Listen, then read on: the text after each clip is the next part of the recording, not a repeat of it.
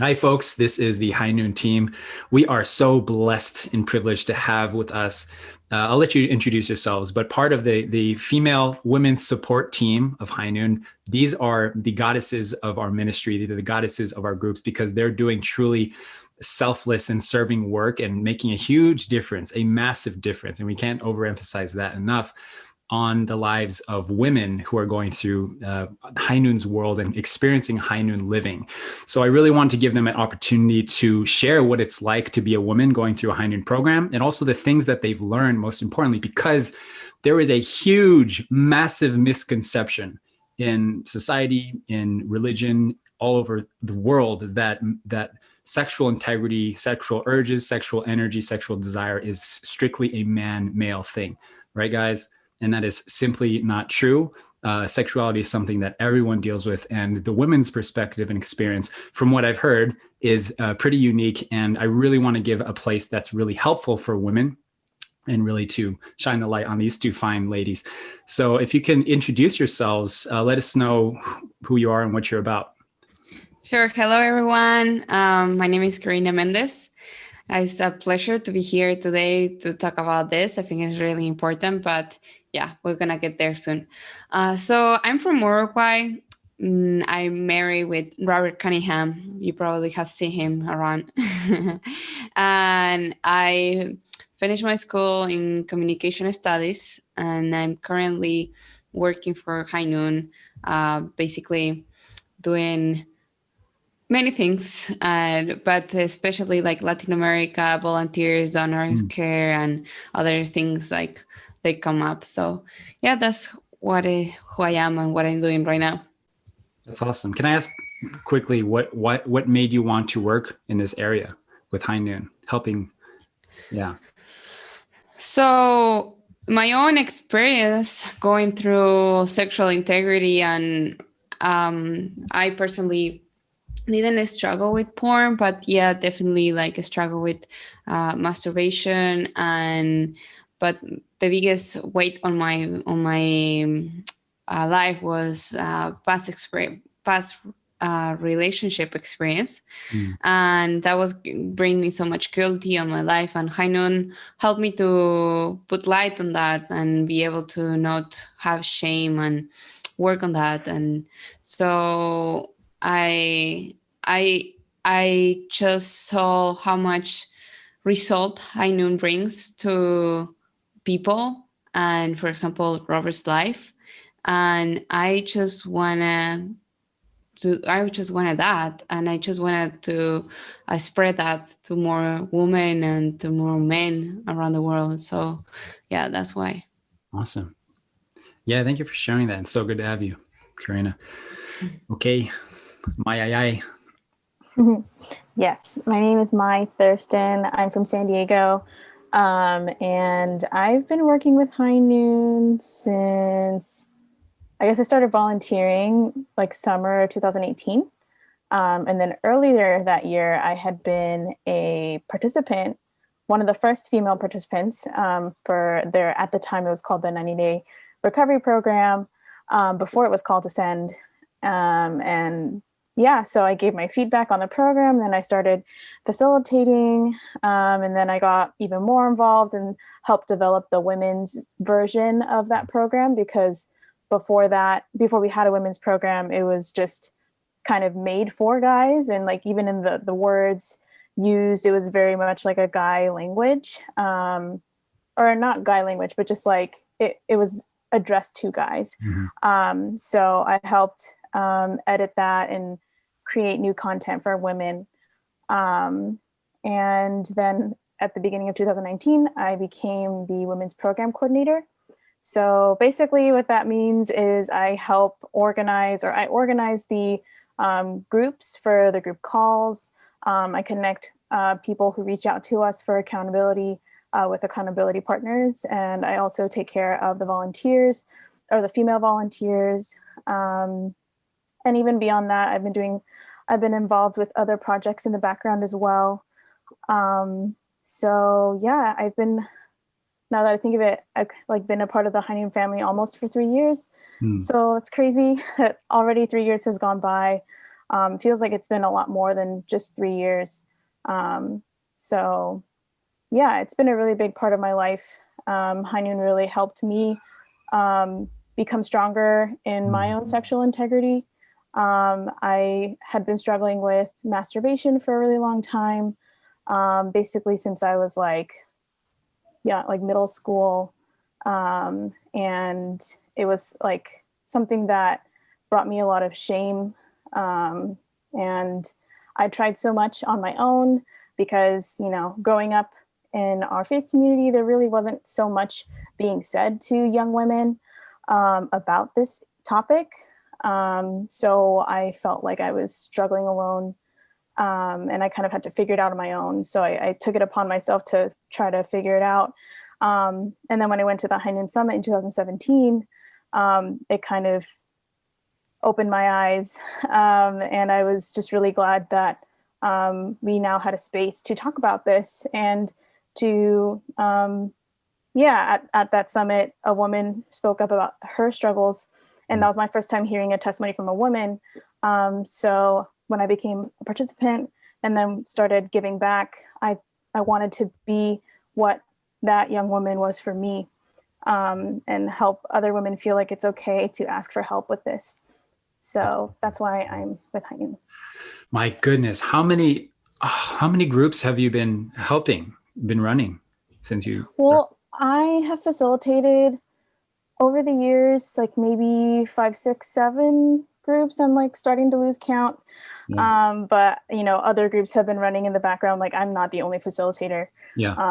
But yeah. This is like incredible. If for our viewers who are watching this, if you see what is happening, pornography, masturbation, sexual integrity for men, from what we've seen, it's generally an accepted thing, especially within a faith context. It's like people struggle with pornography. For women, we aren't there yet. Even though the statistics are clear that women also are struggling in silence in this area, but it's not as I would say like 10 times more taboo, would you say, for women, and more difficult for them to come forward.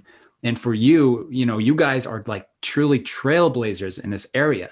And if you see what's happening from the High Noon Summit that Mai was referencing, a sister stood up and shared her own struggles, and Mai stood up, shared her own struggles, and Carina stood up to share her struggles, and they're forming these groups. And it's like exponential how this sharing, how this living of High Noon, of life without shadows, is exponentially growing to more and being shared with more and more people. That's incredible. Like these are lives that are changing.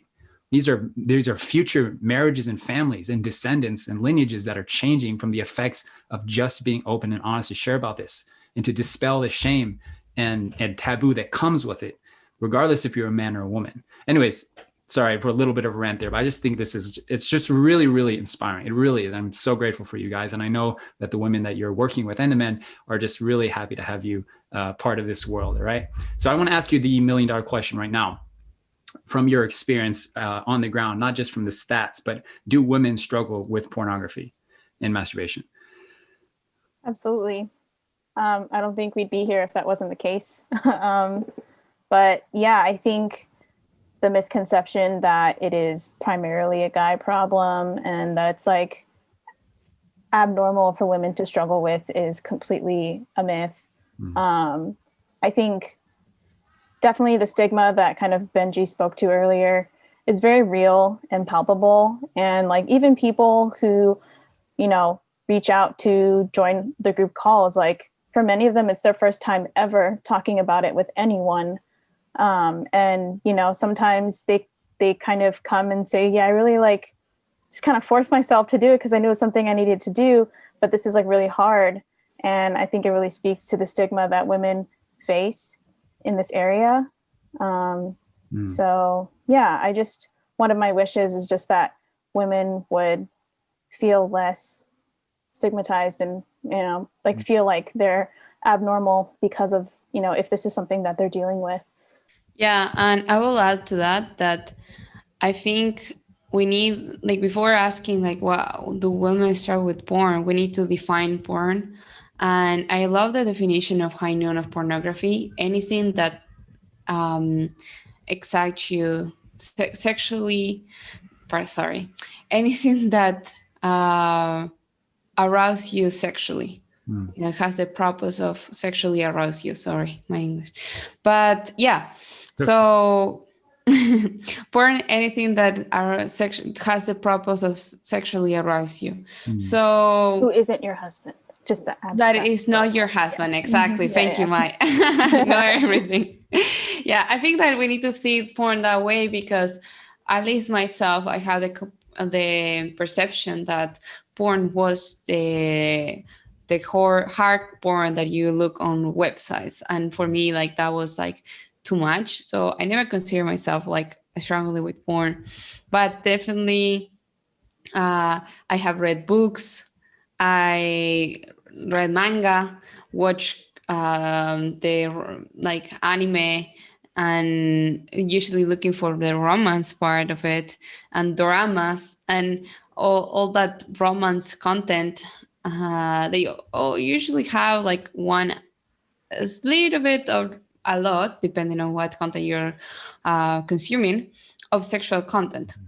And you think that you're reading and you're watching and consuming those content because you just want to have fun or you want to entertain yourself, but in reality you are always looking for that kiss scene, for that sex scene, isn't it? Like for that moment on the content. So although I think like a lot of women struggle with still struggle with the porn, like the normal porn that we know that it is. I think like a big amount of women as well, they may struggle with like what they call the soft porn, or think that they don't consider porn, so they don't think like there's I don't know, like women in order to be aroused doesn't need to really connect them visually 100% always. It has to be more like the emotional connection, isn't it? So romance really have an effect on women's sexuality, and that's how it works in marriage. Like we usually women are connected with their husband and they are sexually aroused by romance, by love, by emotions. But that is seen as well when you're single, when you are like having a struggle with your spouse, you are connected with things that emotionally connects you.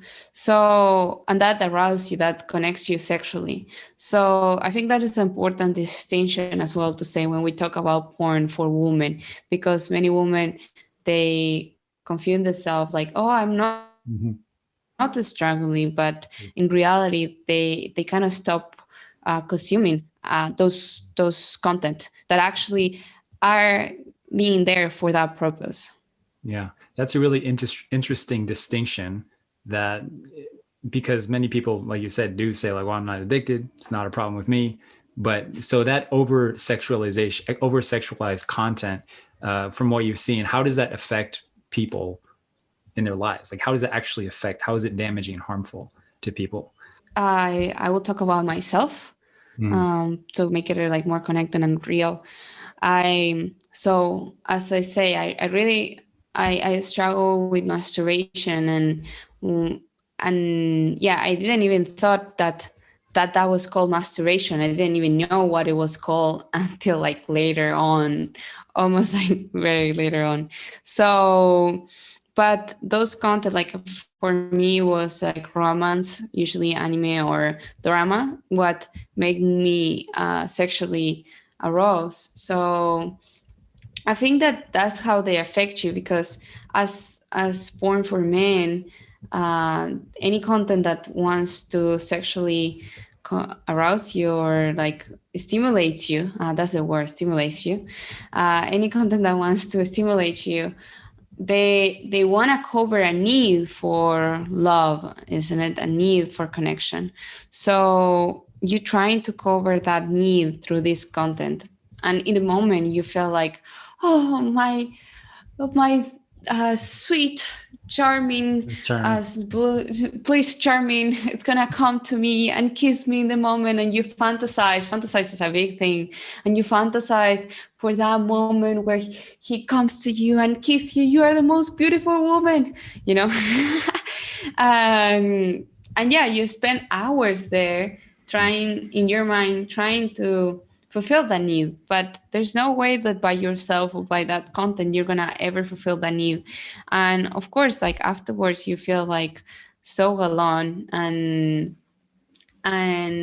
yeah, it becomes complicated for women as well, because there is not a finish line so easily, isn't it, for women? So the line is very, very, very not so clear. So yeah, I think like that's why it's important to work on this. It's like, and then you bring all this to your relationship in the future.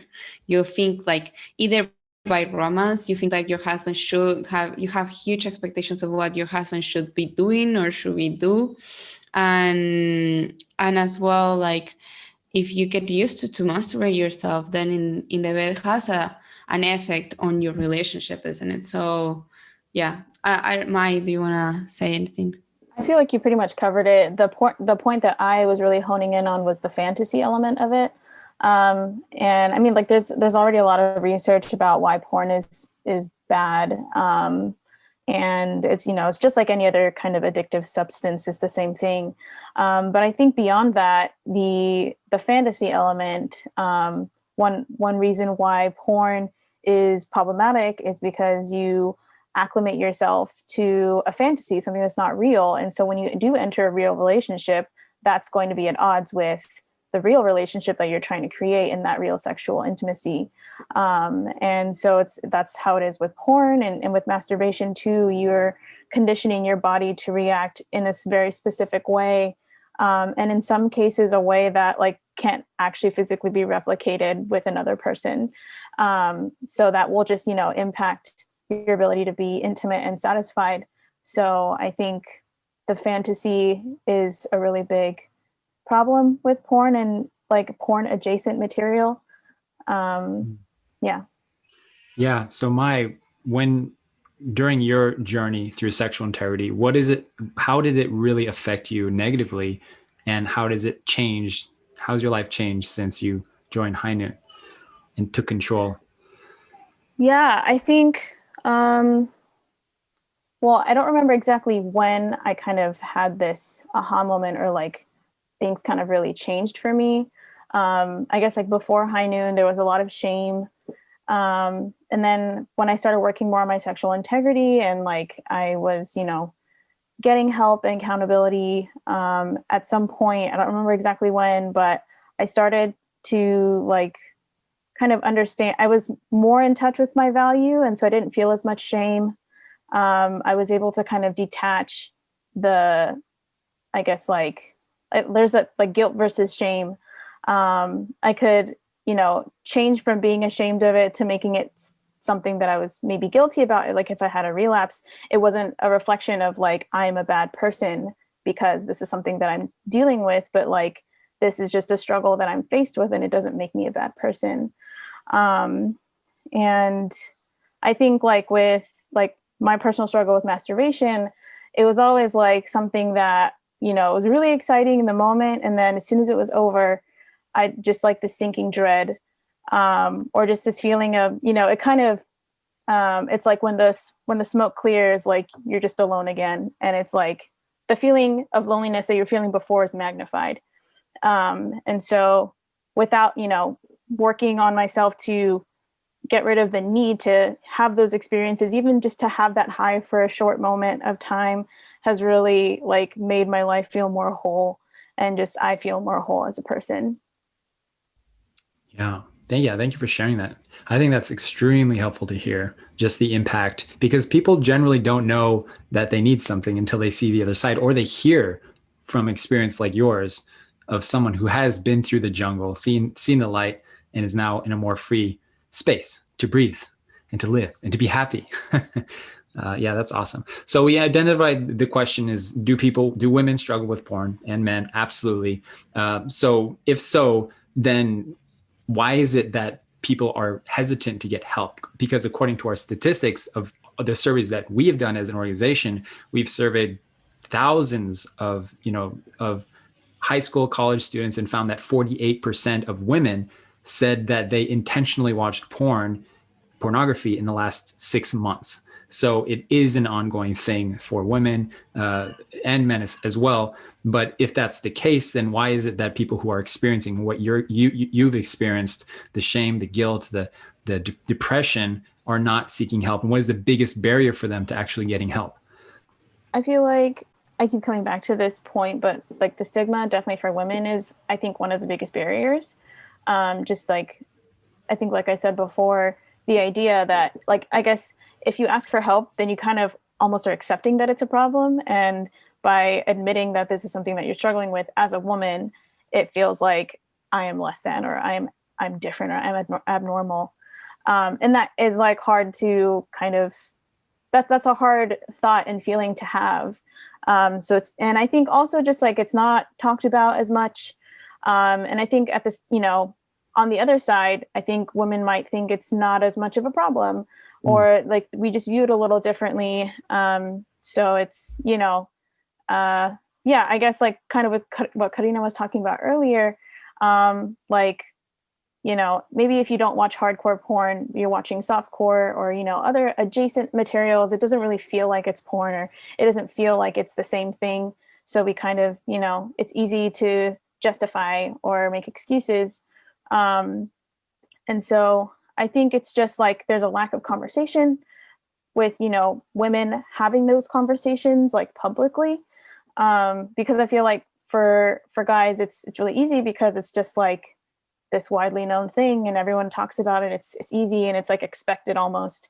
But for women, it's not the same. And so I think that has a really big but silent impact because it's not, you know, it's not really being talked about. Yeah, exactly. And adding to that, what it comes up to me in relationship to masturbation is that, at least for men, I feel like if they look on the internet, like online, is it masturbation good or bad? Nowadays, there are more content that says like, oh, look, if you masturbate too much, this is what are going to be the consequences. But for women, it's all like, hey, do it. If you don't do it, you're not going to be able to tell your partner what you like. And like, there's a lot of, yeah, and for at least for women, it's like, even like a sense of proudness if you are able to figure out your own body, because a woman's body is more complicated than the men's one, isn't it? So in order to get there, you need to really explore. And so it's like a sense of like encouragement for you to do it. So it is really hard to understand why not do it, isn't it? And more if you have all the environment for doing it.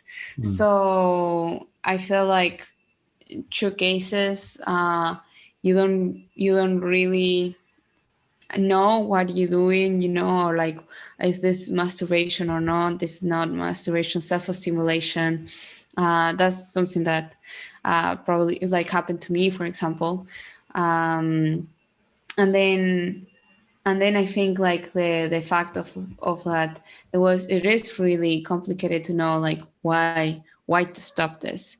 And at least in my case, the moment I realized that I need to shift, because I never share it with anyone, and I never wanted to, like, nobody talk about it before, so I don't even knew what it was. I was like, what is this? I don't know. It feels good. So for me, one thing that it made me realize that wasn't good, it was like true parents' words about your sexual organ doesn't belong to you, it belongs to your husband, and vice versa.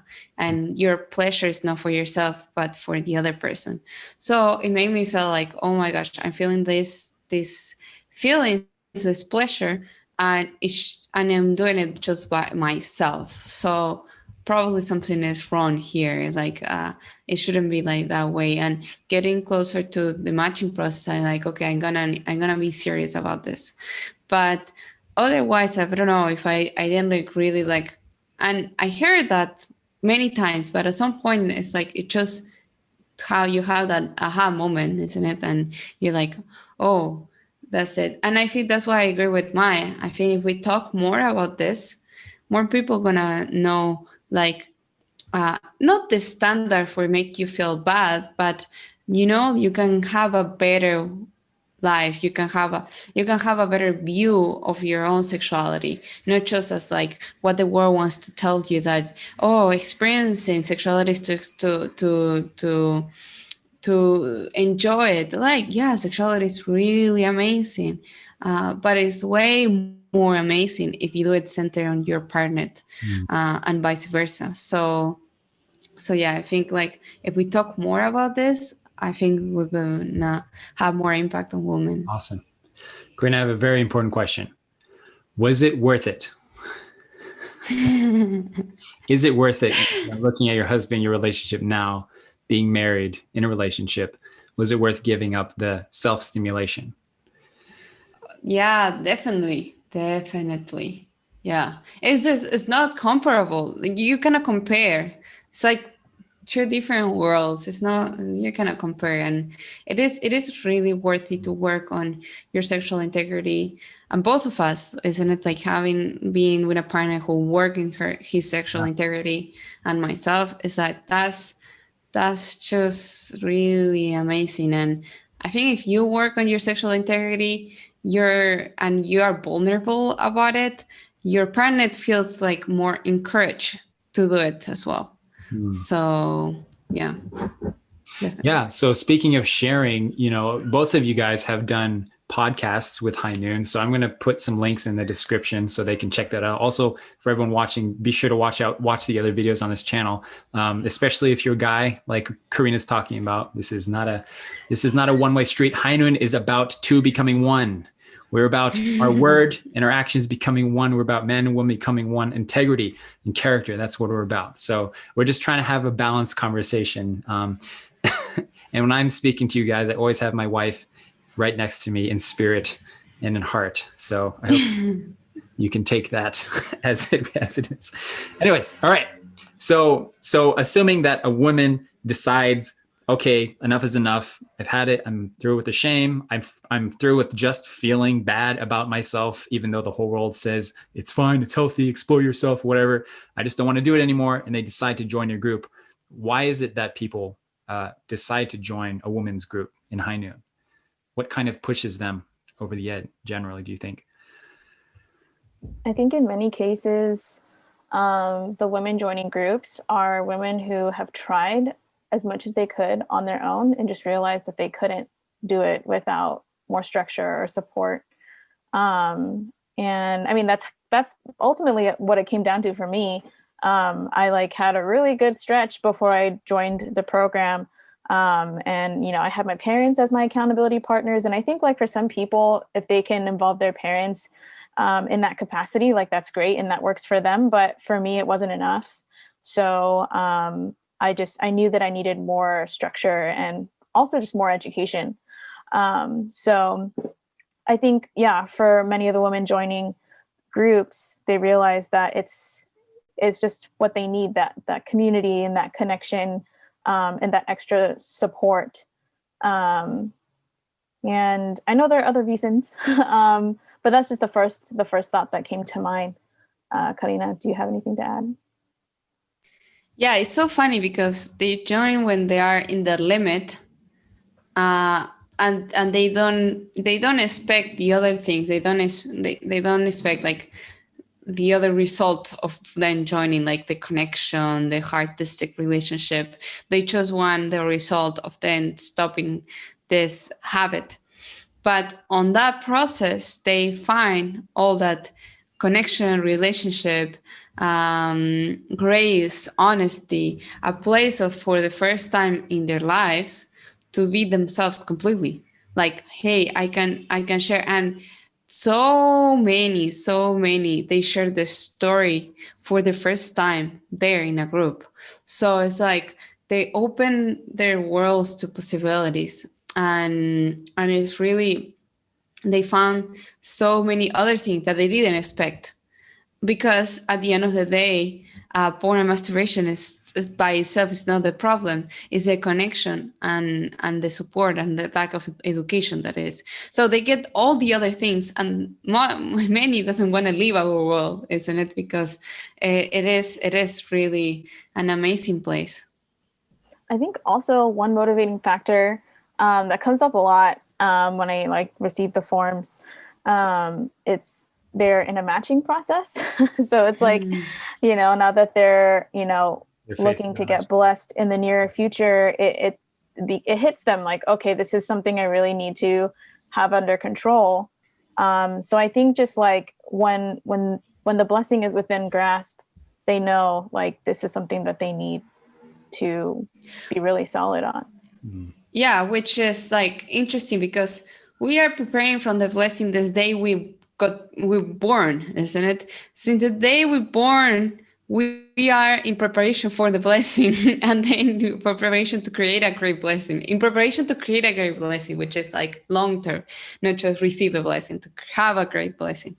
So if you are a woman here and you're not in a matching process, don't wait for your matching process. It's like now you are preparing. It's like it's now, not when the time comes for you to be matched. Sorry, just a comment I need to get out. I guess we're hinting to all the viewers, like you should join a group, right? Join one. If you haven't caught on yet, we're trying to get people. They're completely free right now, and we are just the most selfless. I mean, these group leaders that we have for every age range, for men, for women, for married folks, for parents. We have groups for everyone, and we're just trying to create a culture of love and connection. Like Carina was saying, people come for the help, support, and addiction, and they stay for the love and connection that they feel in High Noon, and we can't get them out, right? So I want to go to the final questions about. I want to know what has been the most helpful thing for women in your growth. But before we do that, I forgot to say that if you found this video helpful at all, please share it with someone that you love. Send them the link. Also, you can hit the like button because it actually does help the video share to more people if you didn't know that. And also, no one will know that you liked it. It's a secret. So, except YouTube. YouTube knows that. But yeah, I wanted to know from your experience, what has been maybe the top 2 or 3 or whatever really think the best things that people are doing to gain integrity and character in this area? I think the groups are vital to that. Like we said before, for many people, it's their first time talking about it ever with other people. And more than just like having, but more than having a space where you can ask any question that you wouldn't really be able to ask anywhere, or, have really deep discussions and be really vulnerable. Wow, I just lost my train of thought when I was talking about how great the groups are. But more than having that space, I think the accountability that's kind of naturally built into the group. Once you're accountable to a group of people, and, having an accountability partner is great, but I think like there's an added weight to being a part of a group because you are accountable to a whole group of people, and everyone every week is going to come in and share how their week went, and it's just natural. You want to make everyone proud and also make yourself proud. So I think there's quite an effectiveness to the groups that you can't really find anywhere else. How big are the groups? Anywhere from 2 participants to 5 participants. Okay. I just wanted to make sure people aren't feeling like it's like 100-person group. Oh yeah, no. That would be impossible. Awesome. Thank you. Yeah, I don't think I have anything to add. I think groups are amazing, and education, I think, is important as well.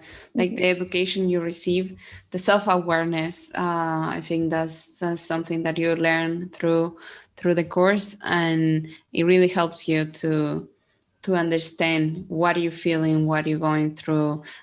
Is this right or wrong? Like what I should be acting, and as well seeing your limits, but expand them as well through having a vision of where you can get. So yeah, I think those adding to what Mai already say. Yeah, I think those are the big points. And if I could just bounce off of you, I think the education is great, it's most effective in a group. That again, definitely. like the connection aspect of it is what's really going to help you get stronger. And the education will only take you so far by yourself. So I just like, you're processing the content, not just like, by watching videos or reading, but like by talking about it, it's like reinforcing the material even more, and you're applying it, not just by yourself, but with other people. And then you can be inspired by other people.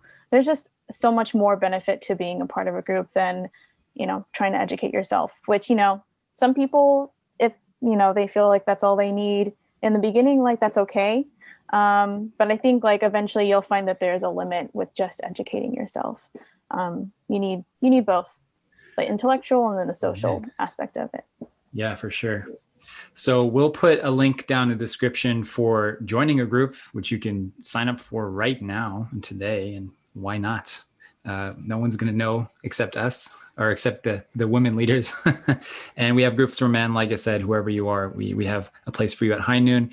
And so do you have any last final words of encouragement for us? You're not alone. If you're a woman watching this and you feel like you're alone, or there's just not enough, example, I hope that this can help with that. And just know that there are so many women who are going through this with you together, just separately. But if you join a group, then you can go through it together. So I really just want, especially women, to know that it's okay to ask for help, and there's nothing wrong with asking for help. In fact, I think it takes a lot of courage to be able to ask for help. And I think that says a lot about your maturity and your character.